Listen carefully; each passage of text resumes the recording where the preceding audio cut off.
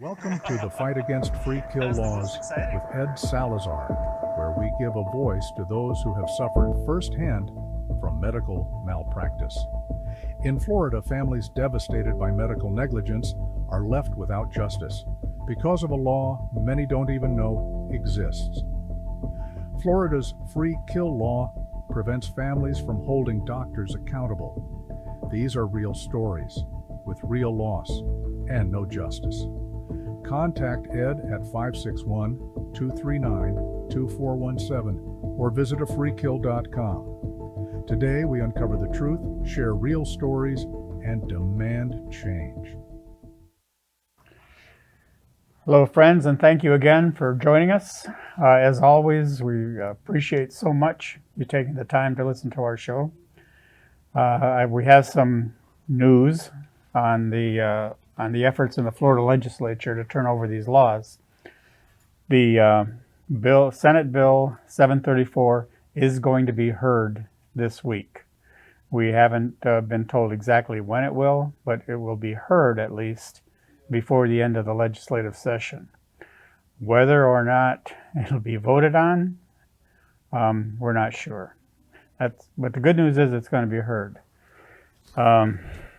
The bad news, if you want to call it that, is that our understanding is that there's going to be an amendment to the bill as it was originally introduced to put a cap on awards.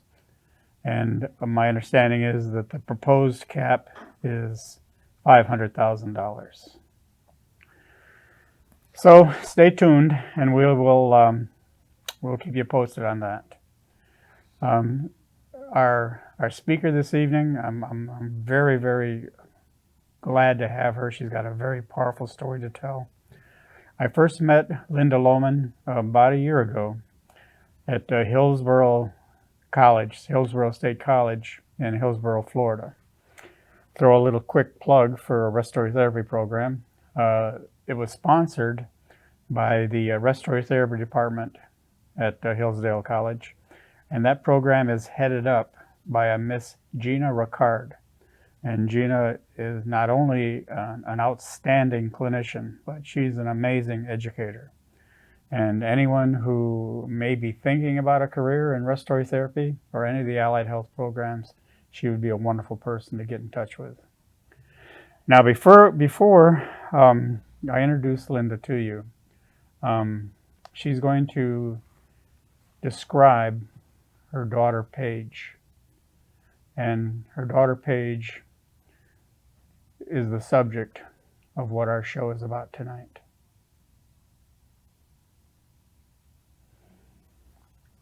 Hello, Linda. Hi.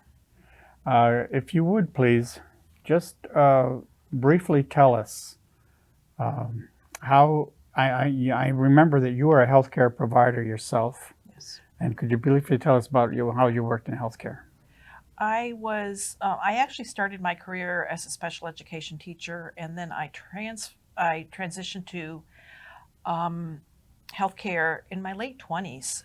So I spent 39 years in healthcare. I was a developmental specialist in a very large level 3 neonatal ICU. And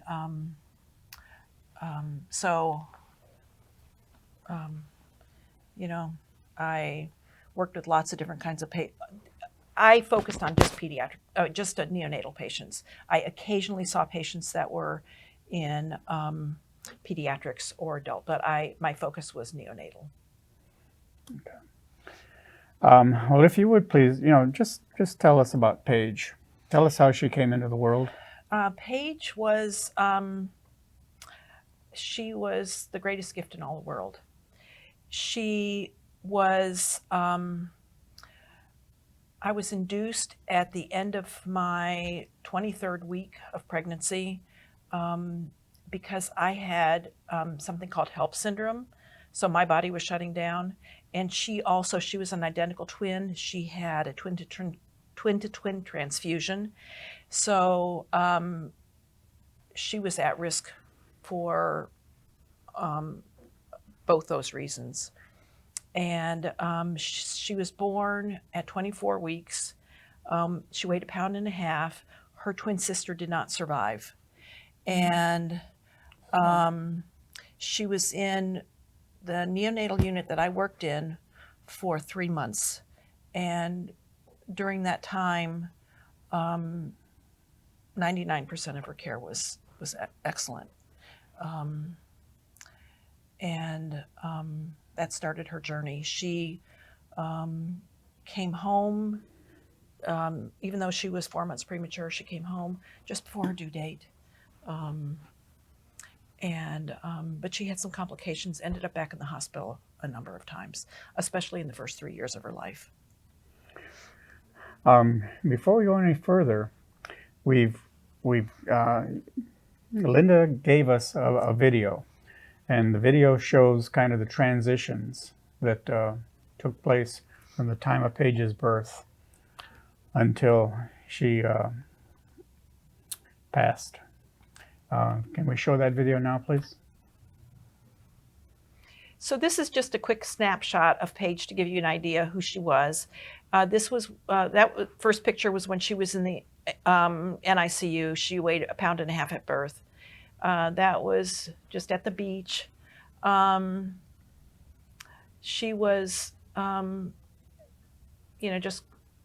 we just lived life. We went to a park, and she had the greatest sense of humor, and she was very proud of her sense of humor.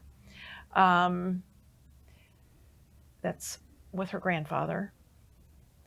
And she was very proud of her jack-o'-lantern on Halloween, and she loved to dress up, but she didn't like to go very far. She didn't like to go trick-or-treating very much. So she had a pretty normal childhood. Yeah, other than having medical problems, but she was just amazing. She was my hero. She handled everything with a smile on her face, and learning to play the piano. I don't know if you have a picture of it in here, but she also, when she was older, she went skydiving, indoor skydiving. She went parasailing. I was a little bit nervous about that. That was swimming with the dolphins. Those were a couple of birthday parties of hers. And she had this magical way of just lifting people up. She did have cerebral palsy. She did use a wheelchair, and she also used a communication device. It was actually an app on her iPad to communicate because she had trouble speaking because of her cerebral palsy. She was very smart, and like I said before, she was very funny. At the beach, that's her boyfriend, and he got her flowers. Oh. Yeah. Swimming at the beach, that was in the Gulf, which was a little bit easier for her to swim than the Atlantic side of Florida. But she enjoyed the water. She enjoyed horseback riding. Yeah, and she loved thrill rides. Those were just bumper cars, but she would go on rides that I can't because I have motion sickness. So I would just watch, take pictures and watch. Horseback riding, I think that was the Christmas show. Those were her two closest friends, her boyfriend and her best friend. Graduation, which was very special. And like I said, she was the greatest gift in all the world. She was just amazing, amazing to me. So she was a preemie. Mm-hmm. She developed cerebral palsy. Yeah. When did she first have her shunts put in? When she was in the neonatal unit. So she was born weighing 1.5 pounds. Her sister did not survive. And they approached us the first couple days of life, said she had severe bleeding in her brain, and they actually presented us with the option of taking her off life support. I couldn't do that, nor could my husband. So I just thought, whatever is God's will. And But Well, as you know, I worked in a neonatal unit for many years, and you made the right decision. yeah, Definitely. she was meant to be here. So that's when it started. And she was in neonatal for 3 months. She did get her first shunt in neonatal ICU. And then when she was discharged home, she was right back within a few weeks with a shunt revision and was admitted to pediatrics for that.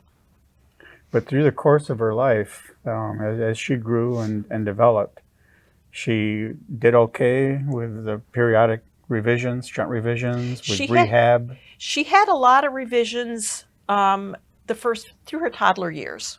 Mm-hmm. And after that, she actually ended up going to Shands in Gainesville at the University of Florida for a shunt revision when she was 3, and that lasted about 10 years. And then she had one, she must have been about 13 or so, and that lasted until this hospitalization. So your feeling is that her care as a pediatric patient, you had really no qualms or any issues with that, right? No. That's one of the things I realized that was a problem. I didn't realize it was a problem until after she passed away, actually. But as an example, in pediatric care, if she had a shunt surgery, which she did, the neurosurgeons followed up, both in the hospital and in the office. And they followed up as long as she needed the follow-up. Whether it was until she aged out of pediatrics or whether it was just a couple of years, they followed up.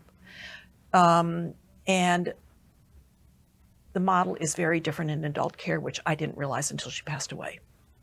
So in adult care, when she was aging out of pediatric neurosurgery. And then what age was this? She was probably maybe 21. And by this time, she had graduated high school? No, not quite yet. She graduated when she was 22.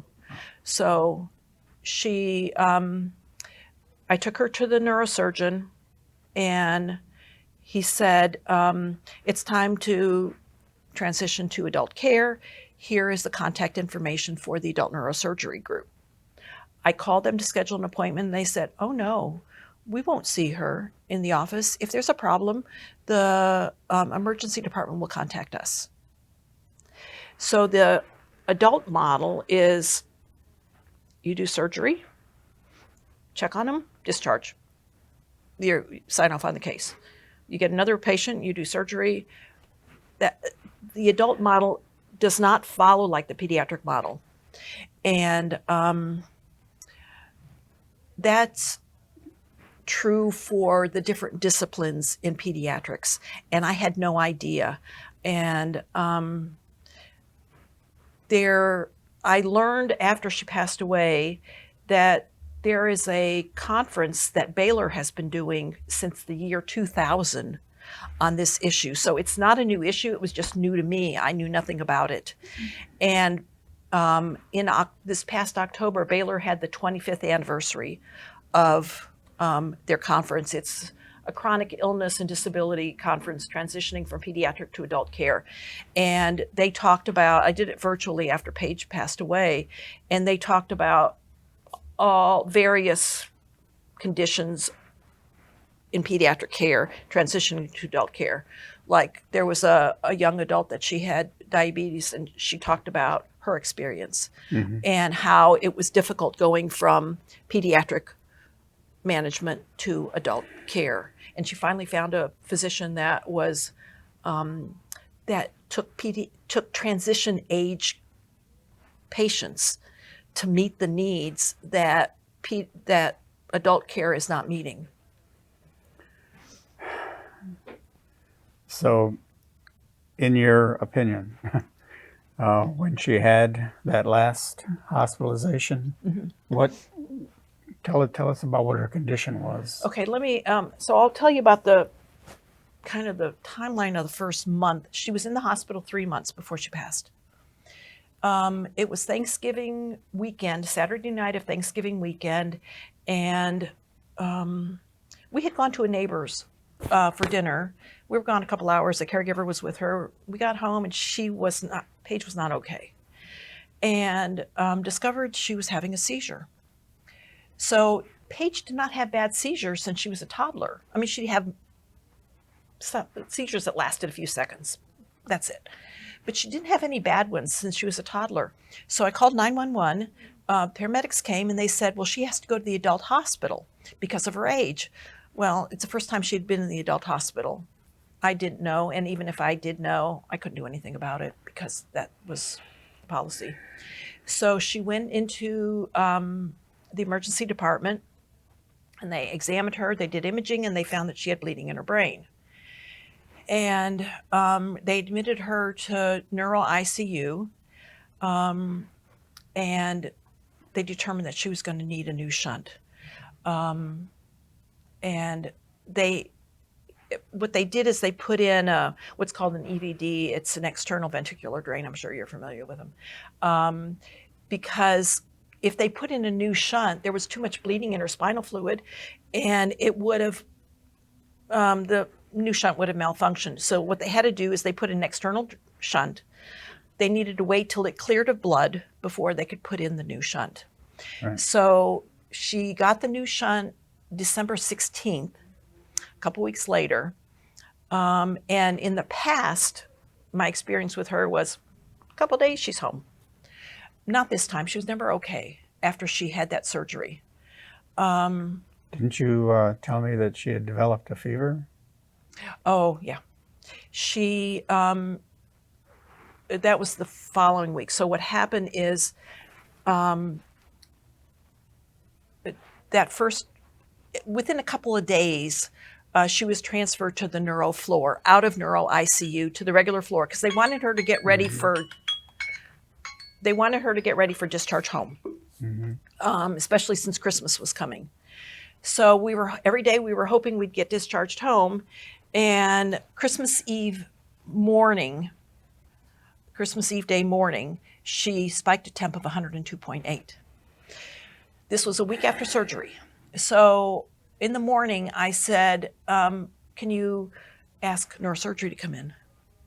Neurosurgery didn't come in until the evening. She had 102.8. They told me that there's nothing wrong with her. They signed off on the case, and they never examined her. And I don't know how you could tell me that there's nothing wrong with her when she had 102.8 and it's a week after your team did surgery. And then what would be the obvious cause of the fever? In my opinion, surgery. Right. So the following morning, that was Christmas, infectious disease was consulted. They came in, and he said, I think it's her shunt. And I said, I do too. Can you reconsult neurosurgery? Well, neurosurgery never came in to see her. The other plan was for interventional radiology to get a sampling of her cerebral spinal fluid so they could culture it, so they could find what the infection was to treat it appropriately. They never came in. So then they started her on an antibiotic, but they didn't know what they were treating because they didn't culture her. They never got a sampling of her CSF. So likely they gave her a broad spectrum antibiotic and hoped for the best. So, and it was really, really tough. I remember telling one of the nurse leaders, I said, I feel like I'm watching her die. And she kind of got defensive. And I wasn't being mean or anything. I was just... You're a concerned parent. Yeah. And I remember when she had the fever, I thought, okay, they're not doing anything. What would I do if I were at home? And I thought, if I were at home, the first thing I'd probably do is put her in a cool bath. Mm-hmm. So I thought, I can't do that here, but maybe I can ask for ice packs. They never offered a hypothermia blanket or anything? No. Ice packs? Nothing. Not until I asked. So I said, can I please have some ice packs for her? And they said, oh, well, we can get her a cooling blanket. I said, that would be great. So they got her a cooling blanket, but only because I asked for something.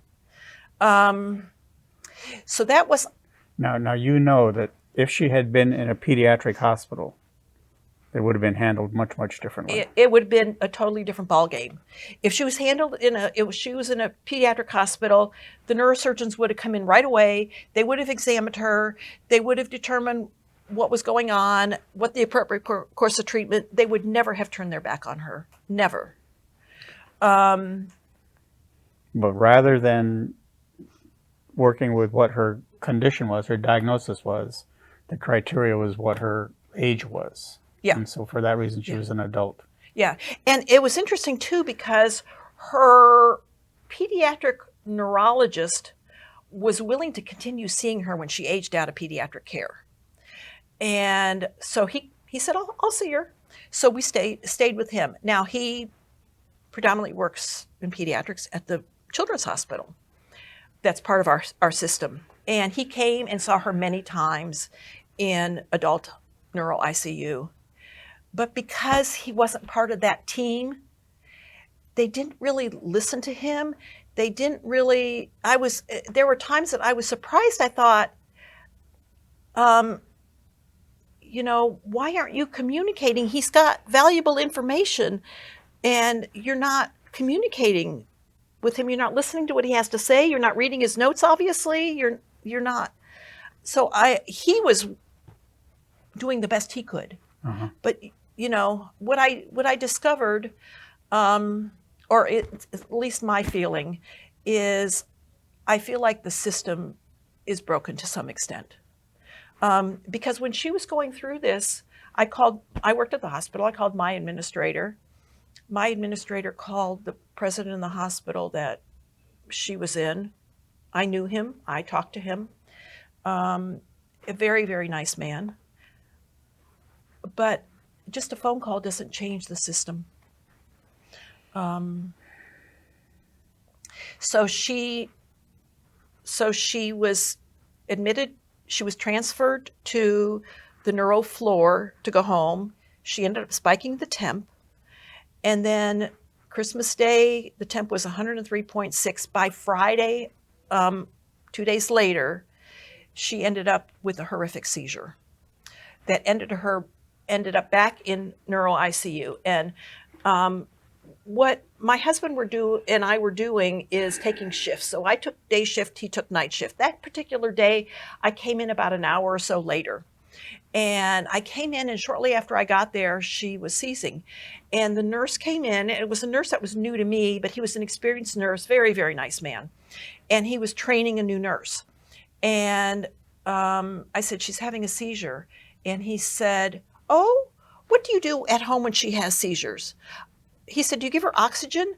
And I said, she doesn't have seizures like this at home. You need to call the doctor, you need to give her Ativan, and you need to call the rapid response team. So I had to tell him what to do in my daughter's medical emergency.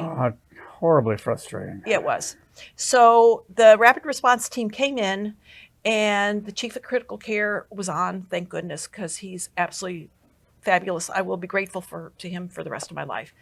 And he transferred her back to neuro ICU. It was a while before they would allow me to go back to see her. And when they took me down the hall, the advanced practice nurse, who was just as sweet as can be, said, we know what's wrong with her now.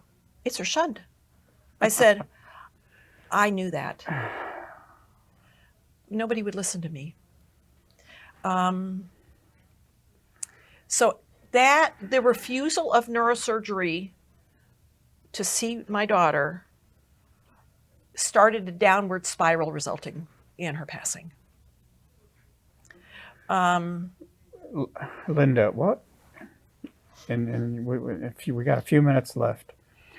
What, for people listening that may have a similar experience or know somebody who has had a similar experience, what would you tell parents of children with chronic issues? What should they be aware of when their child's hospitalized? Always be there if at all possible. If I had to leave early, I had friends come. Like sometimes I ran to the grocery store to get food for my husband, and I would have somebody come and sit with her. I didn't leave her alone. Ask for your resources. Pain management was a huge issue, and they offered us a consult with a pain management doc. I said that would be great. Well, then they followed up with me and said, well, she's not eligible. She's not a cancer patient. It was only for cancer patients. So I was trying to figure out what other support can I get for pain management for her, because she was in horrible pain. Well, because I worked in the hospital, I knew about palliative care. But if I didn't work in the hospital, I wouldn't have known about palliative care. I wouldn't have known that that's in their scope of practice. So I got palliative care involved. The problem is, if you're in a crisis situation, you may not think clearly to even know the questions to ask. But you need to ask questions. Well, I'm sorry, we're gonna have to leave it here. That's There's a lot more information that Linda has, and we will revisit this. But the important message here is that anyone out there who has a child with special needs and is moving toward adulthood, or if you know anyone like that, get in touch with us, and we'll do anything we can, to help you, direct you toward the resources that you might need.